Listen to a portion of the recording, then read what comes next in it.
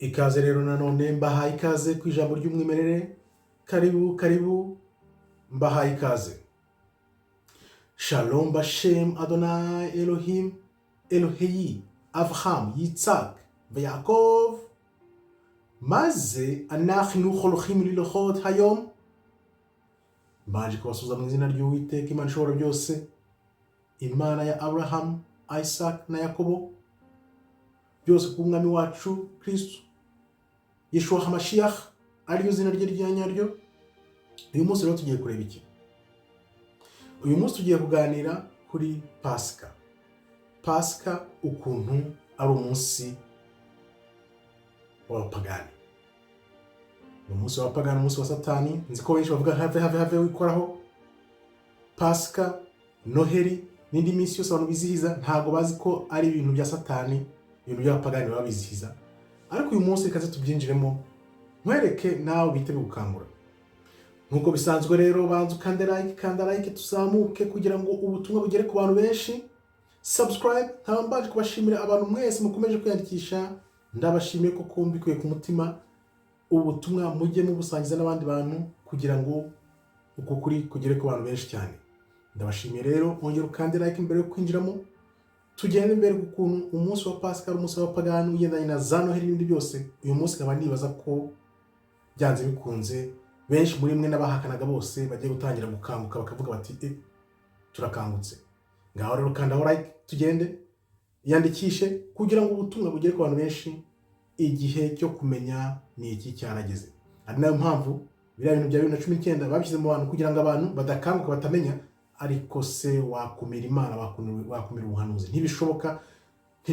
Niyo mpamvu Imana yadushoboje kugira ngo tubasangize uko kuri, namwe ukuri kuba batuye. Ngaho kanda like, wiyandikishe, usakaze bino bintu ku bantu benshi cyane kugira ngo uku kuri kuzatubature.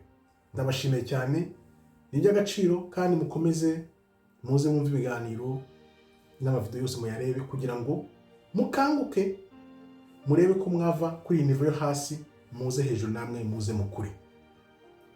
Kare urabona iyo nsoma ama comments abantu ibyo bandika nkabasubiza, hari igihe numva ngize agahinda nkavuga nti ariko Mana, nk'uyu muntu uri kwandika gutya wamwiyeretse koko nawe agakanguka. Kubera iki? Hari nko kubwira ngo ntawe ufite umwuka wera, ntabwo ufite umwuka wera cyangwa nta kintu na kimwe ufiteho. Ariko reka mbabwire uyu munsi, ndizera ko ibyo ngiye kubabwira birakangura benshi. Kare nibwo nibazaga nkavuga ati ariko ni uruhe rugero natanga rufatika rwereka abantu ko bari mu buyobe, bakurikiye Satani kandi batabizi. Nibwo Pasika yisiza rero. Urumva ko byahise bihurirana. Ngiye kubikwereka mu magambo make cyane. Ndizera ntashidikanya ko urahita ubona ko Pasika, za Noheri, iyo minsi yose abantu bizihiza byose ari ibintu by'abapagani, bya Satani bazanyemo, babivanga n'idini ariko bidakurikije ijambo ry'Imana. Reka manze nkwibutse rero ko abantu benshi ntabwo bazi ibi bintu. Nabikozeho video, nabonye abantu batarebye cyane, bake barayirebye, simuka ari nka 300 Hari nivo 17 zo gutekereza. Imitekerereze n'imimerere ya Kristo ni iri hejuru ya bose, kurenga ku 17 ukarenga ukajya hejuru. Abantu bamwe baracyari hasi. Urumva twe turagenda abantu bagana kuri za 700, abandi bakiri muri 10-20 hasi aho. Nuvuga kugira umuntu uri ku 10 na 20 na za 30 baba bari ku bwoba. Nukuvuga ngo bari ku bwoba n'ikinyoma, mu gihe abandi bo bari mu kuri, bagenda mu kuri. Ibintu ndi kugenda mbibona gute rero? Hari nanjye ndi kugenda niga bikantangaza cyane. Nta kuntu umuntu yaba adafite umwuka wera ngo yandike ibintu bya Ukraine mbere y'imyaka 10 nyuma y'icyo gihe bibe. Nta kuntu umuntu yaba adafite umwuka wera ngo yandike ibintu by'u Rwanda nyuma y'imyaka 10, 11, 2025 urebe ibyo ari kubera mu Rwanda. Nta kuntu umuntu yaba adafite umwuka wera ngo avuga ibintu byose yaba ibya Obama cyangwa ibya Trump ko baza president mbere y'igihe ngo bisoze. N'ibindi byinshi cyane ngenda kiraho ngaho. Ariko mbona ko abantu bavuga gutyo ntabwo wenda babizi. Benshi nabizi, natwe aho twarahageze ntabwo twari tubizi. Ariko ibintu tugiye kuganira bya Pasika, ndizera ntashidikanya ko birakangura benshi. Ikindi kandi abo bantu mbona ko ntago bigeze basoma Bibiliya. Mbibonera he? Mbibonera ku bintu basubiza. Kubera iki? Warasomye Bibiliya ubwawe kuva ku itangiriro ukagera byahishuwe, byanze bikunze ugomba kubona ko hari ibintu bavanyemo, hari ibintu bagoretse. Kuki abantu rero batabibona? Nuko Bibiliya wenda bayisomye bakurikije ibyo babwiwe cyangwa ibyo bumvise. Jyewe nagize Imana nyisoma ntarumvise ibyo bintu, nibwo nahise mbonamo ko ibintu byose babivanyemo. Urugero nkunda gutanga, iyo urangiye isezerano rya kera ukajya kwinjira muri shyashya, uhita ubona ko bisimbuka bikava mu Maperisi, ubwoko bw'Imana buba bwarahungiye muri Perisiya, bugahita busimbuka bukajya mu Baroma, ibice byo mu Bagereki nta birimo, n'ibindi byinshi ngenda nkabyerekana. Isomo rero ndi kuvana mu bintu ndi kwiga n'ibyo ndi gukurikira, tugomba guca bugufi tukamera nk'uko Kristo yari ameze. Urumva rero kuba ijambo bararituvanyeho kugira ngo tubigereho ntabwo byoroshye. Hari n'uwambwiye ngo niba mbabwira ko hari ibintu bavanyemo n'ibindi bishyashya ngenda mbereka bibavana mu biyo ngo bizane mu kuri, yarambajije ngo uwo muntu Bibiliya ndayishakaho iki? Ni ukuvuga ngo iyi Bibiliya ni Imana yayisigasiye. Iyo Imana idakinga ukuboko n'iyi Bibiliya ntabwo tuba tuyifite. Nyishakaho iki rero? Ni umusingi wasigaye kugira ngo ducukumbure. Niyo mpamvu kera wanajyaga numva bavuga ngo ibi bintu ngo ni ubuyobe abantu barimo, ngo ntabwo ari ijambo ry'Imana, benshi bagapinga kubera ko nizo mpamvu, kubera ibintu bavanyemo. Ariko iyo uzi ubwenge uvanamo ibyawe byinshi birimo ni ijambo ry'Imana, barabigoretse nyine, barabicurika, barabicurukura, bavanamo ibitabo bagira gute, ariko nyine bisigara bigendera ku izina ry'Imana n'ijambo ry'Imana. Noneho kubera ko bashaka kwigarurira abaturage n'abantu icyo gihe kuva kera, ijambo ricyo ryatumye rihoraho rigumaho. Urabyumva? Ariko bavanyemo byinshi. Ya video nahise nkubwira mu gitondo wayirebye, ibintu bipanze munsi ya Vatikani byose wabibonye, ndiyoza wabibonye. Reka twinjire rero mu bintu bya Pasika. Iyi video ya Pasika nita guhindura ngikwereka kuri mu buyobe, ubone ko wabeshywe, ndayamanika. Ndibuyamanike, ndizera ntashidikanya ko buri muntu wese uri burebe iyi video ya Pasika akazongera gushidikanya ngo ntabwo ibintu babihinduye, ntibabeshye, ngo ubugingo bwe ntibuzambazwe, niwe ubwe uzaba wijyanye mu irimbukiro. Ntabwo ari njye, niko ijambo rivuga. Ijambo rivuga ngo nubwira umuntu akanga kumva, icyo gihe ubugingo bwe ntibuzakubazwa. Ariko numenya ibintu ukanga kumubwira, icyo gihe uzabibazwa. Njye rero ndakarabye reka nze nkubwire ibya Pasika, ni rwo rugero rwiza ngiye gukoresha. Noneho wumve ko bijyanye na za Noheli n'indi minsi abantu bizihiza, za Halloween, za Noheli, ibyo byose n'amapasika byose reka tube tubirebe noneho ntagutindiye. Nagira ngo manza nsasire ibyo bintu, noneho abavuga bajye babanza gutekereza babone ibyo kuvuga. Reka twinjire rero dukangukirwe kugira ngo tumenye ukuri kuzatubature. Nakubwira nti kanda like wiyandikishe. Reka tuzamuke rero tujyemo. Bazi kanda like nanone ndakwibutse. Nkwibutse kanda like wiyandikishe, subscribe, like and share kugira ngo tuzamuke noneho.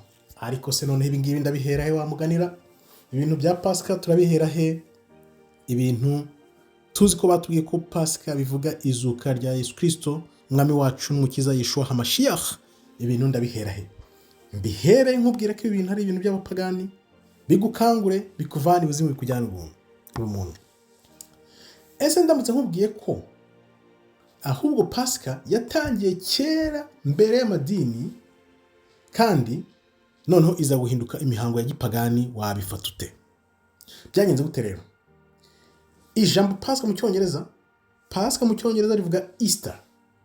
Easter rituruka ku ijambo bita Easter, imana ya gipagani y'isoko n'uburumbuke. Urumva iyo mana iza no guhinduka Ishtar, mu Babuloni ivuga imana y'isoko n'uburumbuke. Suza ubyumve. Abantu rero babyizihizaga bakoresheje amagi n'urukwavu. Kuki babyizihiza bakoresheje amagi n'urukwavu? Ariko muri Afurika aho Satani abera umunyamayeri, muri Afurika ntago babigira amagi n'urukwavu. Ibintu by'amagi n'urukwavu bibona he? Mu Burayi, za Amerika, za Canada, ibihugu byose by'abazungu niko bizihiza Pasika.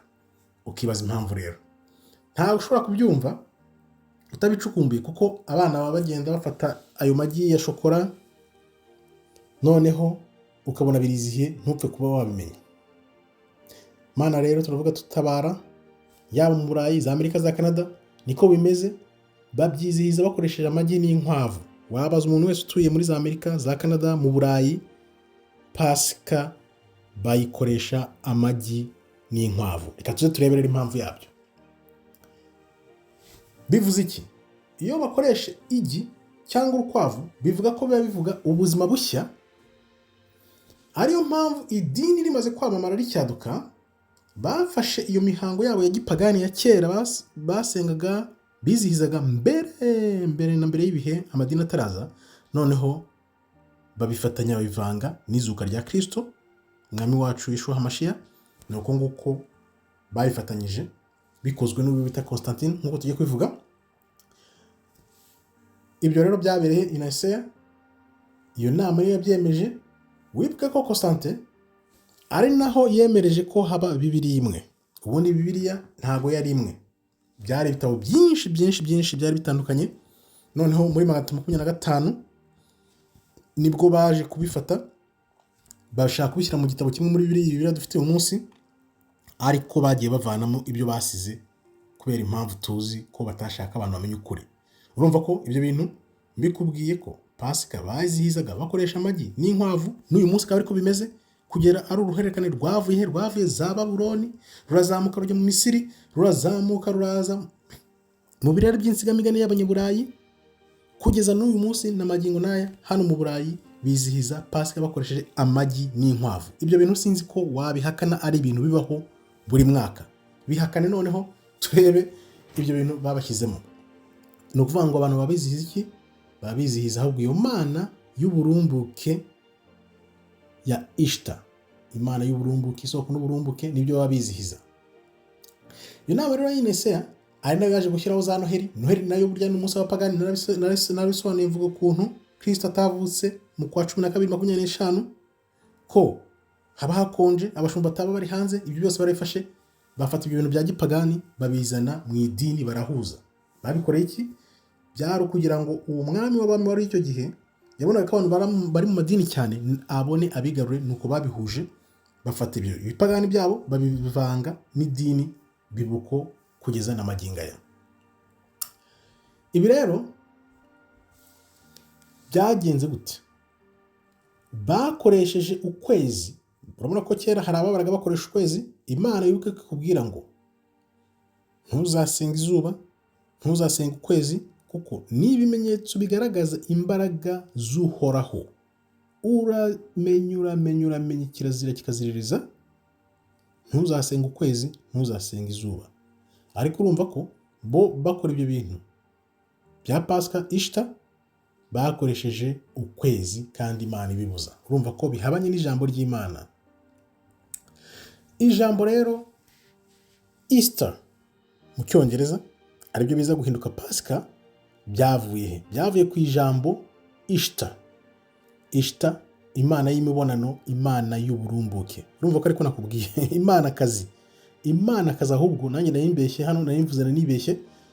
Ntago ari imana, bari bafite ibimana n'ibimana kazi kera, bakaba baragiraga ibimana kazi twakwita by'ingore, byari bishinzwe ibyo bintu by'imyororokere n'uburumbuke. Akaba ariyo mpamvu bakoresha igi n'urukwavu. Urabyumva noneho? Kuki rero bakoresha amagi n'inkwavu? Ni ukubera ko igi niryo rikoreshwa mu kwibaruka. Tuzi ko ibyibarutse byose hano ku isi ibyinshi binyura ku igi, sibyo? Urukwavu rero rwo ni ukuvuga iki?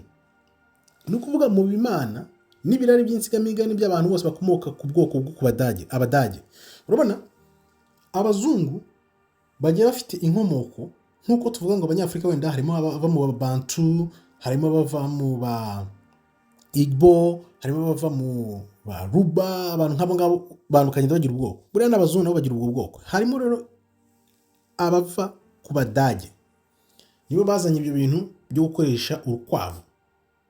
Urukwavu rero bikaba byaravuye ku manakazi Astra.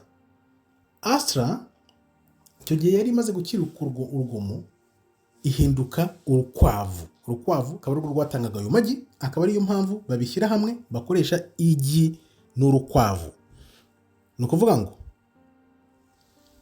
dufate wenda nko mu kwezi kwa kabiri mu Burayi, muri Amerika, muri Canada, amaduka yose, amashops yose, ibintu byose barabihubuza bagashyiramo ibintu bya Pasika, bya Easter, biba byiganjemo ibyo bintu by'amashokora, by'amagi, byiganjemo ibintu bikoze muri za shokora by'inkwavu n'amagi. Ni ukuvuga ngo kubera ko abana babikunda n'ibyo byose, uri umuntu mushya hano cyangwa utarigeze ubisoma ngo ubimenye, ntabwo ushobora gusobanukirwa icyo baba bari gukora cyangwa bari kwizihiza. Ni ukuvuga ngo ni ibintu bibarimo, niyo mico yabo, ahubwo bafashe iyo mico bayizana no muri Afurika, bayizana no mu Banyafurika, bizihiza Pasika. Ni ukuvuga ngo abantu kuri uyu munsi wa Pasika baba bizihiza ibimana by'ibimanakazi by'imyororokere n'uburumbuke batabizi, bakaba babaramya Satani batabizi. Ibi rero biragenda bikagera kure cyane n'i Babuloni. Kuva i Babuloni Ishta ari byo yakoreshaga nawe, amagi n'urukwavu. Gihamya ni iyihe rero? Ikintu nashaka kuvanamo hano, nagira ngo nawe uvanemo, ni uko dufite gihamya noneho udashidikanya. Hari igihe uvuga kuri Noheli bakayihakana. Kubera umuntu, kiremwa muntu kiremye ukuntu guhakana ukuri ugakunda ikinyoma ni ibintu byoroshye cyane. Ngaho nawe mbwira ibyo bintu, nawe nizere ko nguhaye umusingi, ugenda ubirebe, urebe Pasika yavuye he, Easter byavuye he, abantu babizihiza iki kuri Pasika, abantu babizihiza iki kuri Noheli, abantu babizihiza iki kuri za Halloween. Ibyo bintu ugenda ubirebe. Nuva ngewe maze imyaka byibuze mike 10 ntizihiza Noheli, ntizihiza Pasika, kubera ko namenye uko kuri kurambohora, kurambatura, nkaba nanjye nshima Uwiteka, kuko benshi ntibabibona. Bivuze iki? Hari ibintu maze iminsi nanjye ndeba bigenda binkangura, bikanyereka inzira. Hari igihe nyine iyo umaze gusoma ijambo ry'Imana wumva nyine uri mukuri, umeze neza, ariko ukavuga uti Imana, ko umaze kumenya ijambo ryawe risobanukiwe, what's next? Ni iki gikurikiye? Urabona za nivo 17 nakweretse? Kumenya kubaho ubuzima ni izo nivo. Inivo zo kumva, gutekereza, guhugukirwa iby'ijuru. Niyo mpamvu mu ijambo ritubwira shaka iby'Imana, Imana mbere ya byose, ibindi byose bizizana. Gutekereza, gusobanukirwa. Imana iravuga iti hahirwa ubona ubwenge, ariko noneho hagahirwa kurusha ubasha kumva ibyo bintu. Niyo mpamvu n'amavideo menshi maze iminsi ishyira hanze, mbona abantu bari out of touch. Ni ukuvuga ngo ntibabizi, nta gakuru na gato bafite, ahubwo bahita batangira kuvuga uri umubeshyi, uri umunyakinyoma, urimo urayobya abantu, ibyo bintu ni ibiki. Umuntu uri mukuri birababaje cyane. Hari n'ibindi bintu byinshi navuga, ariko ngenda niga bihabanye n'ibyo abantu bazi, ariko reka mbivugeho gato. Hari umuntu umwe ufite nivo iri hejuru, umaze gukanguka, yaravuze ngo hari igihe umuntu apfa, twega abantu bo ku isi tukarira. Abantu bo ku isi tukarira. Yavuze ijambo, ahubwo ngo twagombye kugira ibyishimo, tugaselebrating ko umuntu agiye kuba ahantu heza. Ni byinshi cyane sinabyinjiramo, wenda n'ibintu bijimije, ariko kugenda usobanukirwa. Niko ngenda ntangira gufunguka amaso nkareba. Hari n'ikintu nanjye nabonye, sibyo ko nta kivuga hano, maze kubona muri bya bintu bidutandukanya n'abazungu n'ibyo byose, maze kubona ko nanabivuzeho ko iminsi ije ukuri kugiye kwigaragaza. Urebye ukuntu Imana yaduhanze, yaturemye, nabo ni ibintu bigiye kwigaragaza bizateza akaduruvayo ka hatari, akaba aribyo nkeka ngewe mvuga ko bizateza ya magorwa y'imperuka y'ibihe bya nyuma, kubera ko bazirara mu bwoko bw'Imana bagashaka kuwurimbura, kuko bazaba bamaze kubona ko ibintu byose bimaze kujya hanze. Ngiye gusoza rero ndakubwira nanone kanda like, sharing, subscribe. Ibi bintu bya Pasika bigendanye n'amagi n'inkwavu bibakoresha, wenda muri Afurika ntabwo babizi cyane, imihango muri Afurika bakora, nzi ko wenda muri Afurika babyiziza gutya bisanzwe bikarangira, kubera ko wenda ukuntu biri designed, ukuntu bikozwe ku buryo muri Afurika bikozwe mu buryo bwa Kinyafurika, ku buryo nta muntu apfa kubirabukwa cyangwa kubisobanukirwa. Ubimenya rero iyo umaze kugera hano ugasoma ijambo ukamenya ukuri, nibwo utangira kumenya ko ari umuhango wa gipagani. Ariho ngiye gusozereza rero. Mu kanya nibajije ikibazo, kuki abantu b'Abanyarwanda, Abarundi, Abanyafurika batumva ko ari mu buyobe? Ubabwira ukuri, kuko ukuri kuroroshye. Ni ikinyuranyo, ni ibintu binyuranyije n'ibyo muzi. Ibintu byose uzi wabwiwe bifate nk'aho ari ikinyoma. Ibyo tukubwira nibyo by'ukuri. Ikimenyimenyi ni uko muhita mubirwanya. Benshi babirwanya, ariko nzi ko abenshi murimo barabyemera, abandi bakabirwanya bake bagisinziriye, ariko nshimishwa iteka no kubona umuntu uzi ukuri, wumva ukuri. Abo rero babirwanya kubera iki? Kubera ko batabimenye, batari babimenya, ariko ndizera neza hasigaye igihe gito n'uwo muntu nawe uri kugenda utwereka ibyo bintu arimo aravuga ati no, nta kabuza, ntibishoboka, ibi bintu bigiye gusoza. Kubera iki? 2019 mbere yaho gato, kuki bahise bakora biriya bintu byihuse? Nuko cyari igihe cyo kwinjira mu kumenya, bitakiri ibyo kwizera no kwiringira.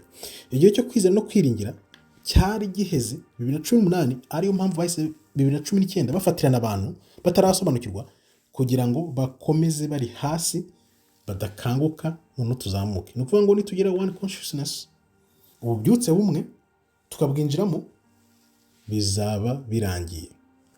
Niyo mpamvu rero bakoze biriya bintu kugira ngo babitinze, ariko Imana byanze bikunze ifite inzira n'igihumbi zizabatura abantu. Nkaba nkubwiye nti rero, muntu ujya guhinyuza ibintu utazi, mba mbona bitwengeje, ahubwo biteye n'agashavu, wambwa niba bashinga ntahe, kubona ushaka kubwira umuntu kuri akagutuka akakubwira nabi. Njya ndaseka, burya ndicara ngaseka mvuga ati ariko Mana, nkubaho uri mu ijuru, nk'uyu muntu uramubona ute? Ndaseka nkatwenga, kuko ibyo bintu twabinyuzemo hashize imyaka nk'icumi, 15, ibintu babashyizemo byose byinshi ni ibinyoma. Ariko iki byorosa ni iki? Nuko nyine bitwikiriye ijambo, none bamaze kwitwikira ijambo, barifatisha abantu. Bamaze kurifatisha abantu, bararihindura. Bamaze kurihindura, babikora mu buryo bujimije, ku buryo kupfa kubisobanukirwa ntabwo ari ibintu byoroshye cyane. Ntibyoroshye. Kubera iki? Ngo urugero ikintu bakoresheje ubwoba. Ibintu byose bakubwira biri mu bwoba, jya umenya ko bitavuye ku Mana. Ikintu kirimo ikintu bita ubwoba ntago kiba kivuye ku Mana, nta na hamwe kiba gihuriye n'Imana. Ijambo ry'Imana ribitubwira ko Imana itaduhaye umwuka w'ubwoba, ahubwo yaduhaye imbaraga zo gutsinda sekibi. Ariyo mpamvu bazana ubura bwoba bwa 2019, icyo bwakoze n'ukuntu byagenze, icyo byatumye bageraho mwarakibonye. Ntago mbyinjiramo, ntago nshaka kubijyamo. Niyo mpamvu ni kubwira abantu, nimba ushaka gucalenga ibintu byo kuvuga ngo umuntu nta gakiza afite, nta mwuka wera afite, biriya bintu bya 2019 twari tubizi mbere y'imyaka 10. Tubwira abantu mbere y'imyaka 5 uti nyabuna, dore ibintu biraje, muzirinde, muzabigendere kure. Ibisigaye uko byagenze ni amateka, ryaba wariraye. Nakubwira nti rero, gahunda yanjye ntabwo ari ukuza gukorana challenge cyangwa gutukana cyangwa guterana amagambo. Gahunda yanjye, yes, ndabona ko harimo abantu bakiri bashya, abantu batazi ibintu by'ijambo ry'Imana nyaryo, ijambo ry'umwimerere batarizi, barandika bahakana bapinga, nkabasubiza. Kubera iki ngomba kubasubiza? Nuko mbona ko nta bumenyi babifiteho, batabizi ibyo ari byo, noneho nkibaza ni aba bantu ariko wajya mbareka simbasubize, umutima ukambwira no utabasubije nta kuntu bazahuguka. Byibuze mwandikiremo umurongo umwe umuhe nk'akantu kamwe kari bumukore ku mutima kamubwira ati nyamara bino bintu bishobora kuba ari byo, bizamutera nawe kujya gushakisha. Ufite ubwenge nyine, ufite nararibonye, ufite umutimanama, uzamubwira uti genda ushakishe ashakishe. Nguko rero ngiye ko ntekereza uko abantu bazagenda babohoka gahoro gahoro, kandi noneho mu minsi ije umwuka w'Imana ugiye kuza ku bantu, noneho tutangire twese tujye hamwe uko kuri kuzatubature. Akaba ariyo umusanzu ntanga. Nubona wenda unyandikiye ugasubiza ukandika ibintu nkagusubiza uko ngusubije, ntukabifate nkaho ari ibintu byo kukwanga cyangwa se byo kutakwitaho, ahubwo ni urukundo mbagira ngo nkugaragarize, kuko njye namaze kumenya ko urukundo aho hantu twese tunyotewe dushaka kuzabona, hari urukundo rutagereranywa. Urwo rukundo rero twebwe twagize mu kuri, tugafata agakiza nyagakiza tukajya mu kuri, tukinjira mu gusobanukirwa, ni rwo rukundo dushaka gusakaza mu bantu kugira ngo ukuri kubabohore nabo bazaze muri urwo rukundo. Nzi neza ko ibyo abantu bandika mba ndeba aho bahagaze, aho bari. Tekereza umuntu ari kuri nivo ya 17, 16, 17, 18, 15 aho ngaho, undi ari kuri nivo ya 2 hasi, murashaka guterana amagambo, ntabwo bishoboka. Ntibishoboka kuko uhita ubona nyine ko abantu benshi barakibera mu yoza bwonko, ariko ntiwabarenganya, ntabwo nabarenganya. Ariyo mpamvu turi hano tuzagenda tuganira. Ariyo mpamvu navuze nti mu mezi 6 cyangwa umwaka byanze bikunze, ndizera ntashidikanya ko abantu bazaba batangiye kumenya ukuri, noneho iyo guterana amagambo n'ama-challenge bikazajya hasi, noneho twese tukiga tugahaguruka icyarimwe, tugatangira gukora ya oneness ariyo iganisha ku Mana, tunyuze ku mwami n'umwami w'abami Yeshua HaMashiach, Hamelahim Yeshua HaMashiach, akaba ari we uzatugeza ku nzira y'ubugingo, aduhuza nk'uko yaduhuje n'Imana umwami w'abami Yeshua HaMashiach, ari we twese tunyotewe, kugira ngo nagaruka azasanga noneho turi mu kuri, dukurikiza inzira z'Uwiteka nk'uko byanditse. Akaba ariyo gahunda turimo tubashishikariza kugira ngo mujye mubisangiza abandi, kandi like mwiyandikishe kugira ngo kuri kugere ku bantu benshi cyane. Rero nzajya nshakisha nanjye ukuntu nzajya nshaka ibintu noneho bifite gihamya. Nk'iyi Pasika ngize Imana uyu munsi nari ndi gushaka ikintu nzajya nkoresha kugira ngo abantu bajye bareba koko ibyo tubabwira ari ukuri, tudaciye ku ruhande, noneho ibyo tuvuga aba ari byo byivugira ubwabyo, tutiriwe tujya guterana amagambo n'abantu cyangwa ngo turabandikira barandika natwe tukandika. Dufate ibintu bifatika nk'ibi bya Pasika, tubayeho urugero kugira noneho babirebesha amaso yabo, babyumvisha ubwenge bwabo, noneho bafata umwanzuro wo kuvuga bati reka natwe dushake ukuri tukumenye kuzatubature. Nkambashimiye rero, ni by'agaciro kuba mwigomye umwanya wanyu kugira ngo muze tuganire, mwandike ibyo mutekereza, tuganire neza. Ndashaka ko tugira abantu koko bafite imitima isukuye, bafite urukundo ku mutima, noneho tugarure rwa rukundo rw'umwami wacu Kristo yadukunze, kugira ngo turangamire iby'ijuru aho kurangamira iby'isi, ukuri kuzatubature. Ndabashimiye rero, Imana ikomeze ibarinde. Shalom, shalom, toda chaba, tov meyod.